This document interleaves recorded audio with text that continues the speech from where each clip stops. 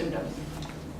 So if we make any effort by using any substance to attack the symptoms, just for example, you have a headache, so you will experience the pain and it is not comfortable. That is true. So then if you consider a headache as a disease or a disturbance, and if you apply any substance or any method to just make this disappear, this headache, what is happening? The vital force makes another effort once again, that once again you will get headache. That means the vital force is still working, making its own effort to bring out these indicators. So if you constantly apply something to make this headache disappear, then what is happening? You are working just in the opposite direction to your vital force. So you are destroying these indicators. Just for example, when you are traveling in your car, when you are driving your car on the highway and the motorway, you have many indicators on your panel before you. Suppose suddenly a panel stops blinking, showing that the fuel is going off. Then, if you are angry because this is disturbing your attention, your concentration in driving, and you break this indicator, it no more, so that it does not blink anymore, and you feel comfortable, that it is not disturbing you anymore. But the result is, your car stops just abruptly in the middle of the traffic, and you are helpless. So what is the better way to deal? You don't want the indicator to disturb you constantly. Then immediately approach a filling station, fill your tank. The indicator stops automatically. You see, this is the intelligent way to deal with this, not to break the indicator. If you break the indicator, then your journey is at stake. So you should not break the indicator. You should take the indicator to find out what is the cause. And when you eliminate the cause, the indicator disappears. So also the symptoms. The symptoms are never considered to be diseases. So if each symptom is considered to be as a disease, and if you want to apply a medication for each of these diseases, one medicine, then what is happening? This is another thing. Because any substance other than food, if you make it enter into your body, it produces its own artificial disease in the body, in the constitution. Because your vital force immediately is made to start its effort to expel this. So, any substance medicinal substance even, when you introduce, it produces its secondary action. So you are producing artificial diseases when you are introducing medicines into the body. But how to use them? There is a different purpose. But basically what we have to observe, what we have to remember is how you can reduce the effort, because the vital force is already making its own effort. If you put extra effort to the vital force to fight with it, then you are decreasing the power of the vital force more and more. That is what you are making your body susceptible more and more to the influences. What is the cause of the susceptibility? So the cause of susceptibility is when your vital force is, the power of your vital force is more and more decreased, then you are more susceptible to all influences. So we must make an intelligent way how to not to overload the vital force, but how to help the vital force to make itself, because the vital force itself can take care of it, but it needs some strength and health. If the strength of the disturbing factor is more than the vital force, then the vital force cannot completely bring its normal functioning. But what are these factors, whether they are outside or inside? This is the another point. So, generally we consider that there are all the external factors that are responsible, but according to these sciences and according to our research and our observation, these are the internal factors which are there deep in the consciousness of the human being, which are responsible to make the person susceptible to all sorts of external influences. What are these factors? It's a very big subject, but just I mentioned one or two because we have just little time. It is only just three. These are the factors which are in the form of distortions in our behavior from our mental and higher levels. These are identified as the real factors of distortion, and these are called the real diseases. For example, you find an expression which is called aristocracy. The hypocrisy, aristocracy, that is a distortion in the behavior of the human being. If a human being feels aristocratic, his behavior is not normal. Yeah. So in any field he can feel himself superior, and in this effort he always to maintain his superiority, all his behavior is distorted. It's not natural anymore. And another example is suspicion. When you have suspicion in you, then you cannot have a right relationship with any other person in this world. Because your mind is anxious. Your mind is completely affected by fear. Constantly when you are suspicious about other person, you have fear about other person without any reason. So this is another example.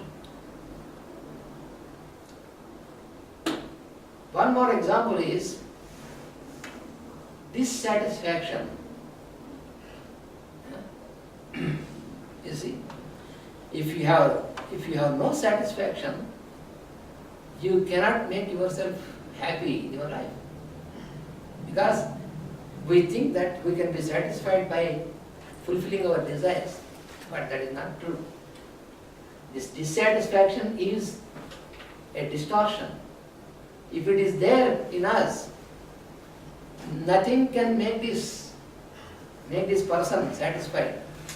So he is not satisfied with the environment, he is not satisfied with people around him, not satisfied with his position in society. So this keeps this person constantly disturbing his mind. So all these are various disturbances. These are the real diseases. The very basic disease is explained as it is a sort of itching on the mind. You can imagine if you have itching on the body, you can just scratch it out.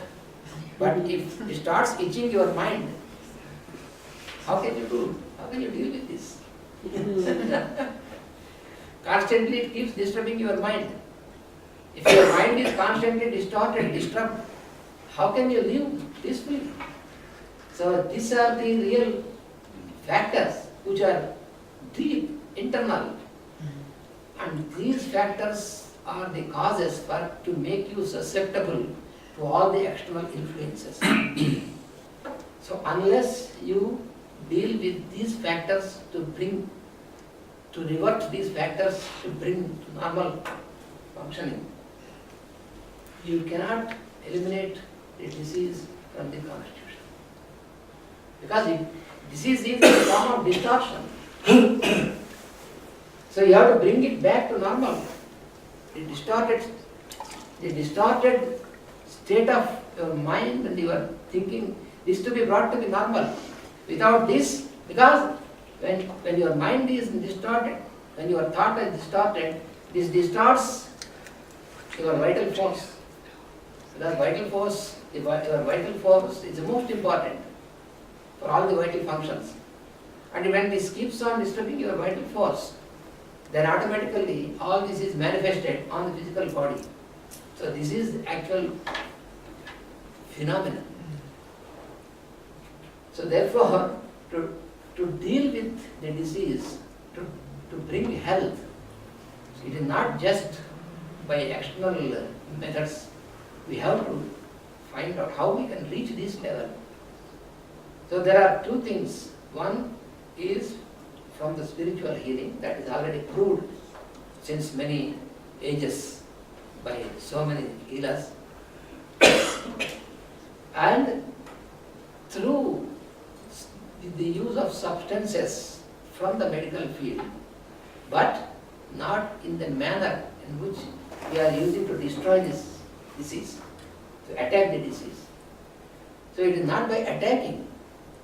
You cannot make your enemy destroyed by attacking, just by attacking. You must make your enemy slowly your friend. Turn the enemy into your friend. If you start attacking, he will counter-attack you with more strength.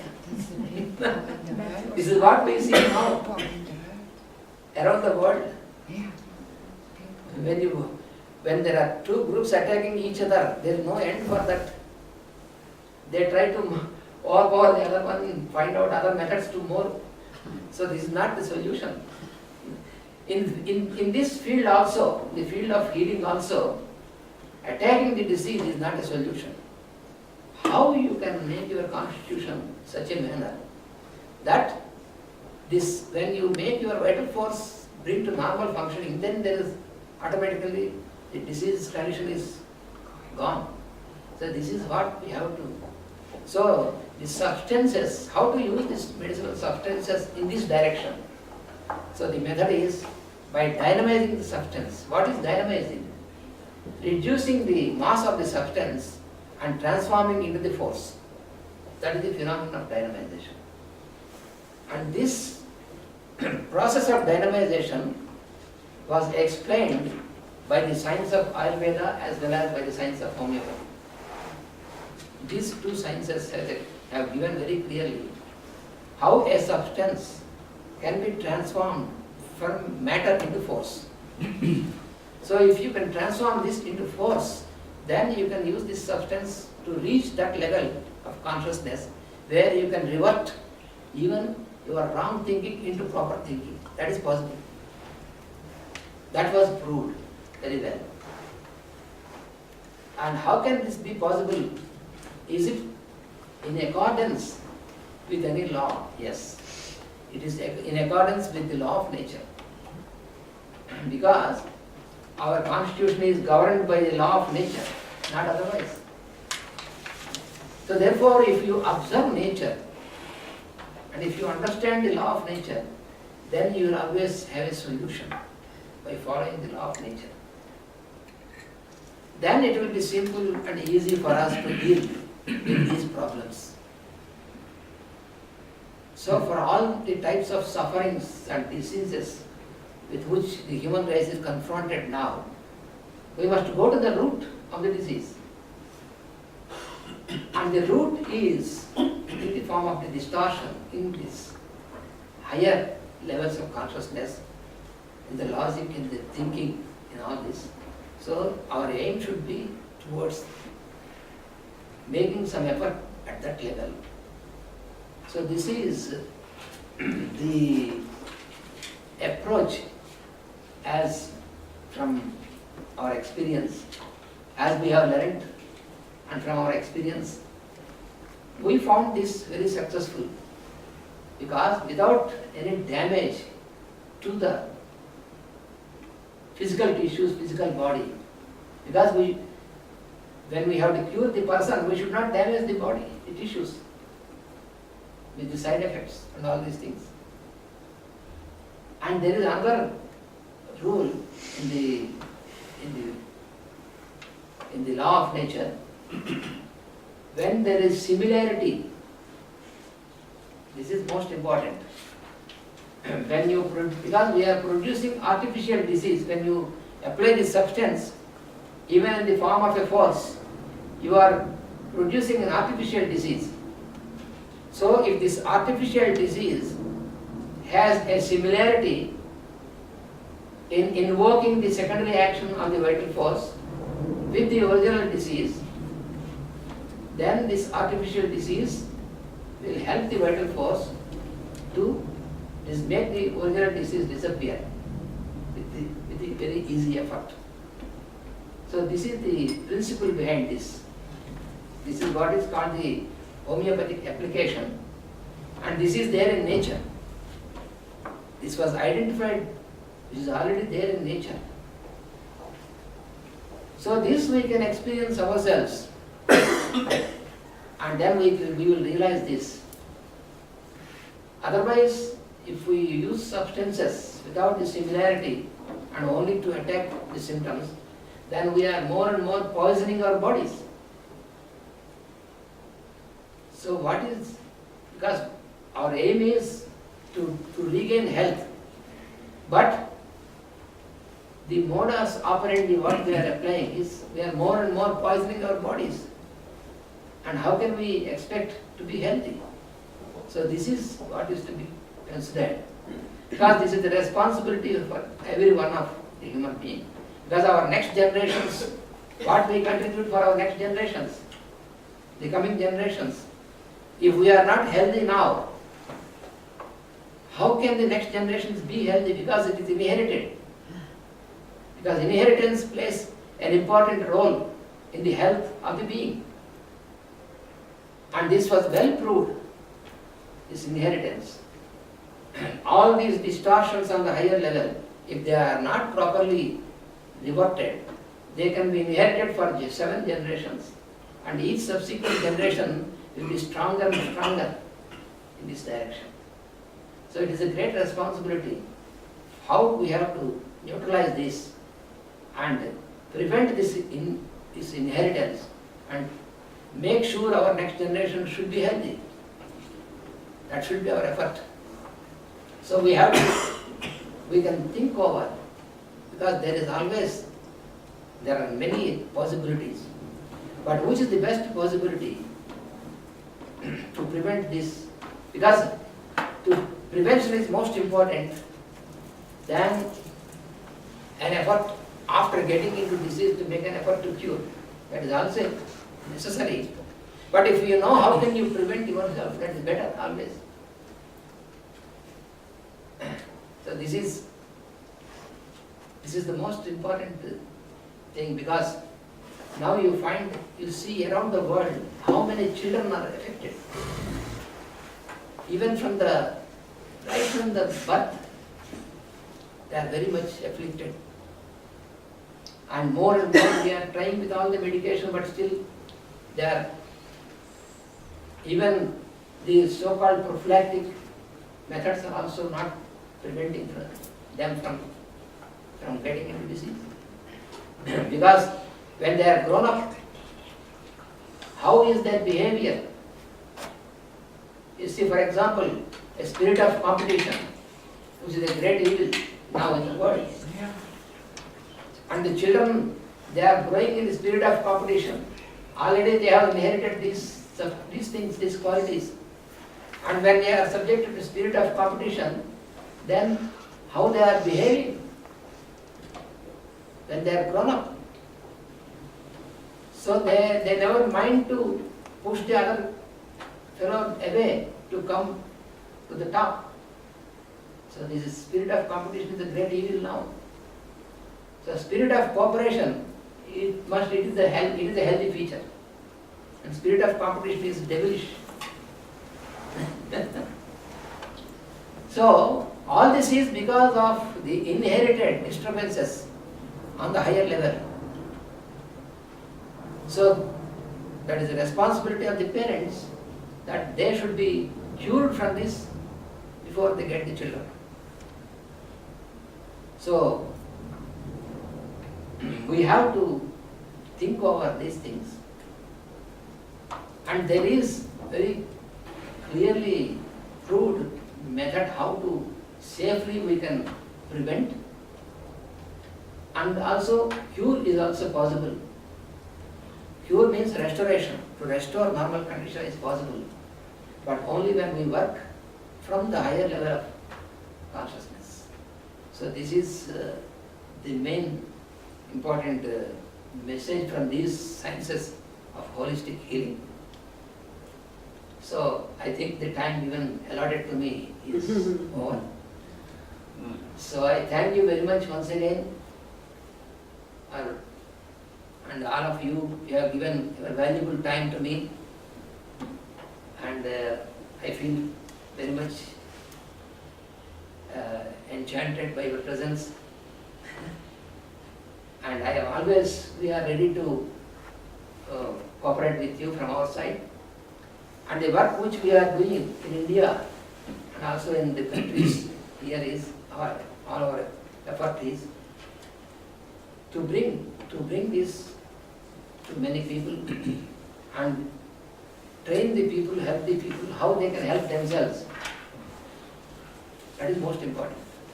They should not be made dependent. That is most important. If I am a doctor, he is a doctor, but if we make our patients dependent on us for the whole life, that is criminal, in my view. It is not true, it is not correct. We have to see that they are free, they should be freed from the dependency, they should be educated how they can help themselves. They should be guided.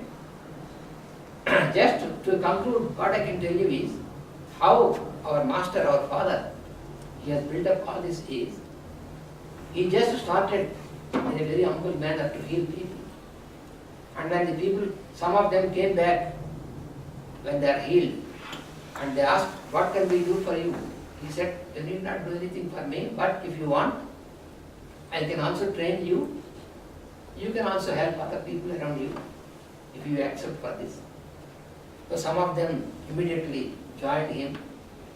So he trained them, and it expanded and expanded and expanded. Today it has expanded to many areas in our country and also in our other countries, because all the human beings, we need this. We need this brotherhood. So we need health. We need happiness. So we have to share this. So this is our aim. And so very honestly, we put before you that we are, from our contribution, we can contribute our effort and our experience. We can share this whenever there is a call, whenever there is an opportunity. And I know all of you are also in the same similar line of activity. So it is a great pleasure for us to be with all of you. Thank you once again. Wow. Thank you very much. I'm sure when I speak for everybody here that you've given us a lot of food, food for thought, food for consideration. And I think you've touched our feelings, our concerns. Many of the themes that you've addressed in your speech are themes that we try to address in the work that we are involved in one way or another. Yeah. Because I think everybody has an interest in a holistic approach to it. Well, I'm sure there are some questions, some thoughts, some ideas, so I shall open the floor to whoever would like to raise their voice. I would like to know, you were talking about tissues. Do they have memories, tissues? Yes, because the tissues of physical body,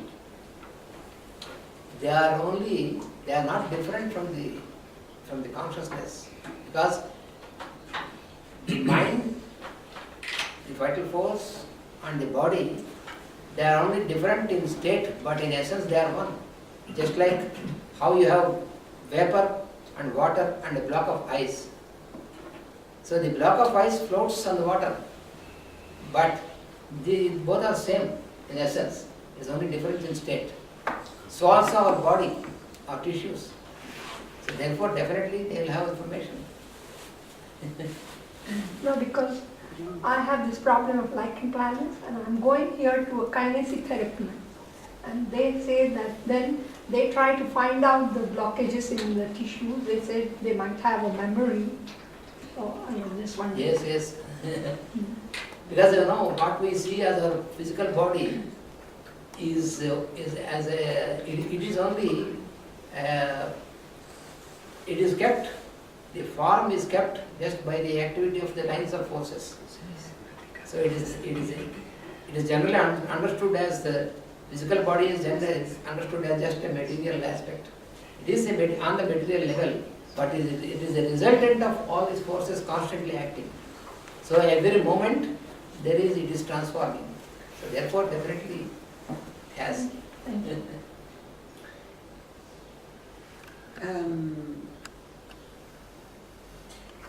How would you classify a disease that comes, I understand and we fully agree with the internal vital force of life. But if a snake bites you, Yes. so I understand that what you will do is to try and help the vital force to reject it. Yes. Oh, but how? Yeah, but that's something that comes from the From outside, yes. Yeah. Yes. So when a snake bites you, the first thing is that the poisonous substance of the snake is entering into your constitution. Mm-hmm. This makes its primary action on your body.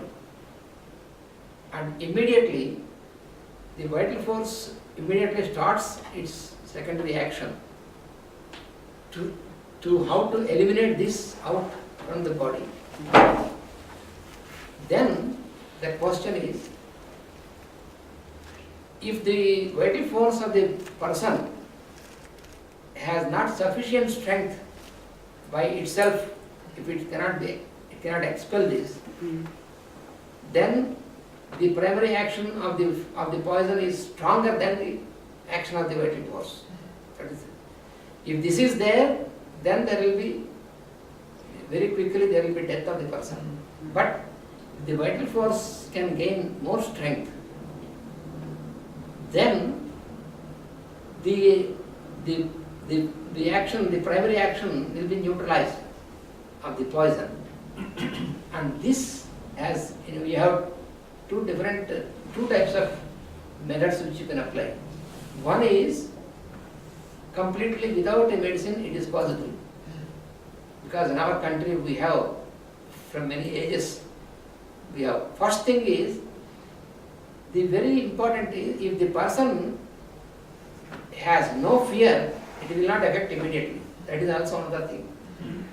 The persons are affected because even before they are bitten, when they see the snake, they are already afraid. When you are afraid, that means your consciousness is already blocked and it is receptive, very quickly it receives. That is the first thing. So if you have no fear, we have some persons, we know. If you have no fear, first of all, if you have no fear, you have no occasion that you will be bitten by a snake. I can tell you from my personal experience. Yes. Because many times we spend in the deep forests, we sleep on the floor where freely the snakes move, but never in my life till now I was bitten by a snake or a scorpion. We go in the places where they are freely moving, because our mind, that's most important. This is the first thing. I can confirmly tell you, when our mind is neutral and has no fear about them, then you are not attacked by them, because when it is very telepathic what you make. By looking at the snake, if you feel afraid, then the snake also feels this.